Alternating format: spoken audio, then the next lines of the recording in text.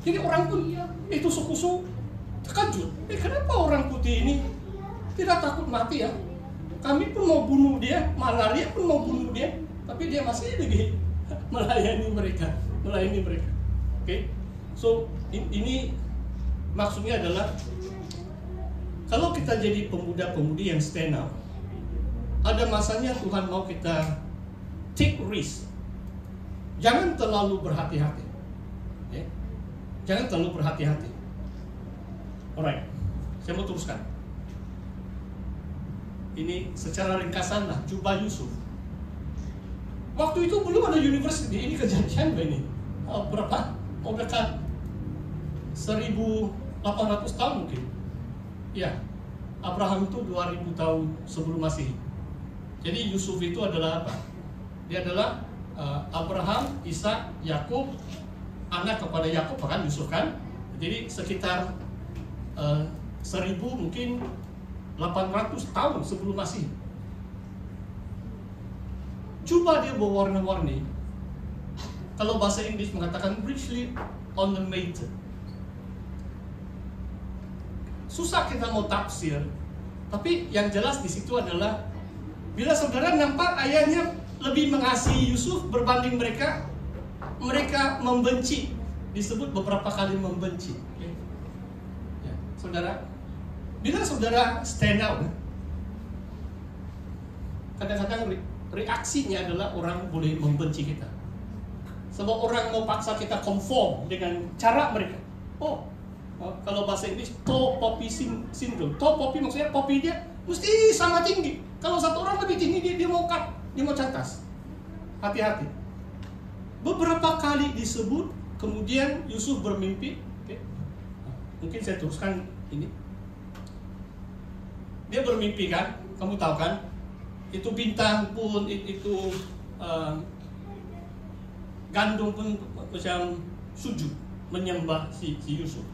Saudara, tidak salah kita bercita-cita tinggi. Saudara paham maksud saya? Yusuf 17 tahun, wah dia pikir satu hari. Memang dia jadilah kan. Kadang-kadang tidak semua cita kita tercapai. But we must have ambition. Orang yang tidak ada ambisi ya, susah mau hidup. Bangun kerja, saya mau cari duit 2000 satu bulan, bulan depan sama juga. Wah, panjang kehidupan ini. Maksudnya we need ambition so that we can get out of bed dengan excitement. Kalau saya boleh bersaksi sampai hari ini 31 tahun saya melayani Tuhan. Ini anugerah Tuhan, bukan kekuatan pastor. Saya masih bersemangat datang di gereja, masih bersemangat berkhotbah, melayani, mendoakan orang. I want to serve God fully with all my heart dengan anugerah Tuhan. Bukan senang. So pemuda-pemudi, pastor sebut sini godly ambitions. Maksudnya bukan ambisi yang bukan dari Tuhan. Kita mencari wajah Tuhan, bukan kalau betul ambisi kaya tidak apa. Usahawan, tapi kita perlu tahu kenapa Tuhan menjadikan kita kaya kan? Kalau ada seorang di sini 10 juta masalah defisit, satu saat hilang sudah kan. Soalnya dia bagi perpuluhan pun 10 juta satu bulan dia punya gaji, dia bagi 1 juta satu bulan. Pastor berada 6 tahun di Singapura. Beberapa kali kebetulan waktu saya diundang khotbah macam tadi lah, bendahari gereja mereka. Beberapa kali gereja 200 lebih orang, pendapatan mereka 3 juta. Itu biasa saja. Pastor bukan sebut tentang mega church pun. 3 juta purata. Gereja Methodist, Anglican yang tidak sampai 300 jemaat. Pendapatan mereka 3 juta. Wang Singapura. Wang sini mau dekat 10 juta. Jadi maksudnya we need ambition, tapi kalau Tuhan memberkati kita betul-betul mengasihi Tuhan, mengasihi umat Tuhan, kita akan memberi. Kita akan menyokong pelayanan-pelayanan. Okay? So, Yusuf adalah orang yang bercita-cita tinggi. Dan di situ mengatakan saudaranya iri hati. Kadang-kadang kalau kita lihat dalam ini Alkitab, what we call dualism. dua pola manusia ini. Ada orang yang berjaya diberkati Tuhan, tapi orang lain pula membenci iri hati. Terang dan gelap itu susah mau baik senantiasa. Ada saja reaksi orang yang membenci iri hati, sampai abang-abangnya coba membunuh Yusuf kan, kemudian dijual ke Mesir. Oke, saya teruskan. Ya, ini ayat ini. Kalau kamu baca, Pastor dorong kamu lah. Nanti pembacaan kita riwayat Yakub. Pastor pilih Yusuf hari ini. Yang pertama saya rasa, kenapa Potifar, ketua penjara, senang dengan Yusuf? Saya rasa Yusuf adalah orang yang setia. Dia ramah. Dia senang kerja sama dengan siapapun. Potifar kan? Jadi pasti majikan atau ketua itu orang yang setia, dia senang. Wah, orang lain curi tulang, malas-malas, tapi Yusuf itu rajin, dia setia, sehingga dikatakan dependable, reliable. Mudah-mudi bagi saya kita harus ada karakteristik seperti itu. Okay? Disebut dia adalah pembantu kepada Potifar. Dan coba kamu lihat, segala urusan rumah itu diserahkan ke dalam tangan Yusuf. Bagi saya, Joseph is a naturally gifted person. Sebab waktu itu tidak ada sekolah, tidak disebut dia pergi macam Daniel di sekolah di university di kerajaan Babel 3 tahun bersama orang-orang bijak yang lain. Daniel. Tapi Yusuf waktu itu dekat 4.000 tahun yang lalu. Bukan ada sekolah seperti kita. Maksudnya Tuhan jubah berwarna-warni melambangkan macam anugerah Tuhan itu dinyatakan dalam hidup Yusuf. Dan untuk poin ini saudara, kadang-kadang sebab kita ada group thinking atau conformity, kita macam tidak dapat mencungkil talenta kita, tersembunyi. Kita terlalu segan. Siapa itu? Baru-baru juga saya tahu. Atau kamu ada satu skill menari, ataupun pastor dan lain pikir selalu kurang pemusik, mungkin kamu segan tampil, kamu pandai itu, tapi tidak kan? Kalau kamu malu-malu tidak akan tampil. Bagi saya, Tuhan bagi kita banyak bakat. Gereja pun tidak harus ada kekurangan apapun. Cuma yang saya katakan tentang pengurus pentakbir, bukan semua orang ada itulah. Ini Yusuf. Maksudnya dia pandai urus. Ini Potifar ini bukan orang alang-alang. Dia ada ladang. Maksudnya dia urus semua. Hamba abdi yang lain, semua dia urus. Potifar bilang hanya makanan saya saja. Sebab mungkin Yusuf tidak boleh makan makanan orang Mesir. Jadi dan istri Potifar juga menggoda dia pun. Apa Yusuf katakan? Suami menyerahkan semua kecuali kamu. Mana? Saya boleh sentuh istri tuanku, kata si Yusuf. Alright, saya teruskan dulu. Macam kecil kalau di sini oke kah? Boleh nampak? Ya. Dan kalimat yang diulangi mengenai Yusuf adalah dia berhasil karena Tuhan menyertainya.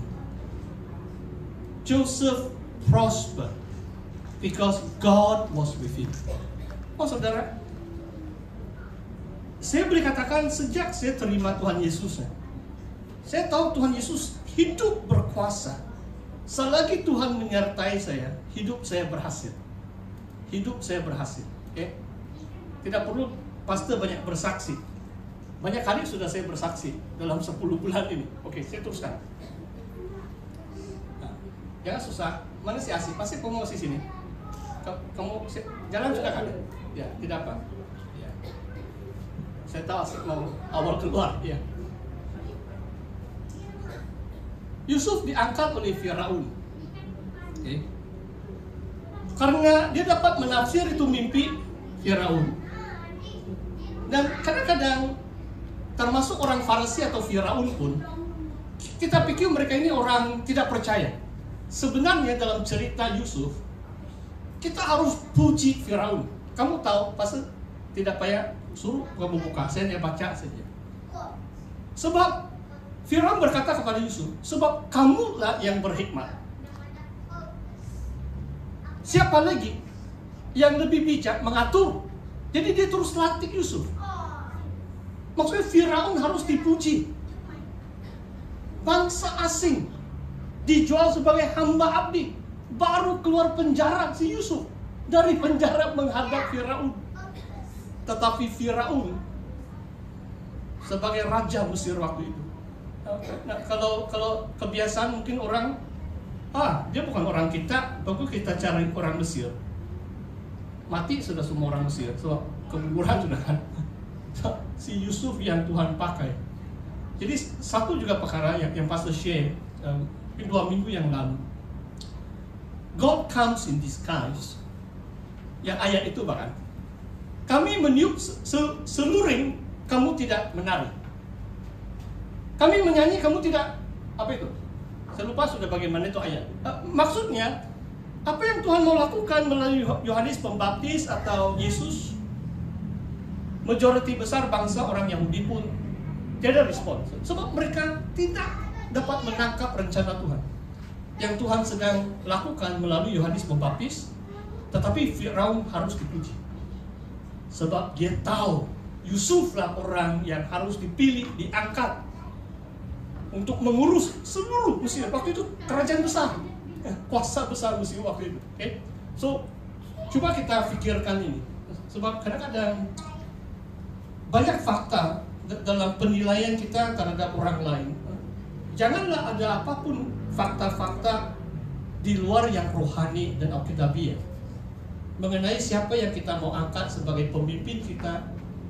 Sebab yang Tuhan pilih mungkin bukan orang yang biasa-biasa menurut penilaian kita. Oke? Saya teruskan. Jangan susah. Pastor ini bergerak terus ini. Kalau kamu baca apa di antara sifat Yusuf, kadang-kadang ini pastor mau share dengan kita. Dalam 1-2 minggu ini, minggu yang lalu saya berkhotbah di SIB Pekanbaru. Saya ada upload saya punya khotbah di beberapa grup gereja kita. Saya harap kamu ambil masalah dengar at least the first 2 parts, ataupun seluruh khotbah itu 40 lebih menit. Saudara, yang saya pikir dalam keadaan yang sekarang ini, kita begitu perlukan hamba-hamba Tuhan yang mengasihi dan mengampuni orang lain. Kadang-kadang saya menghadap atau berhadapan dengan orang yang pandai mencari kesalahan. Tiba-tiba, tidak tahu dari mana, kritikan atau macam-macam mereka tulis atau cakap. Tapi Yusuf bukan seperti itu.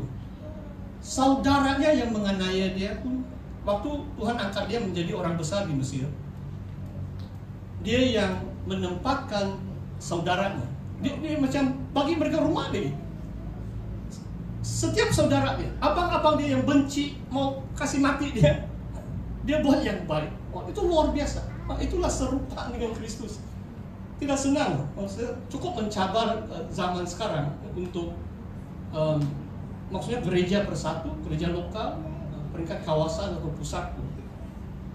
Kita harus bersatu hati. Maksudnya kalau ada kesalahan itu kita ampunilah. Kenapa mau selalu menimbulkan hal yang boleh ada perselisihan dan perpecahan di kalangan pastor-pastor, pemimpin-pemimpin? Wah, itu tidak sehat. Itu diantara penyebab gereja SIB secara keseluruhan tidak begitu bertumbuh dalam 10 tahun ini. Nah, pastor yang bila itu yang saya share Jumat, ramai kamu tidak. Jadi pastor mau ulang ya. Terima kasih kamu yang datang hari Jumat. Saya khotbah di SIB Pekanbaru. Dari Pekanbaru ada 3 gereja besar. Paling dekat di pusat pekan itu gereja BCCM Basel. Sebelah dia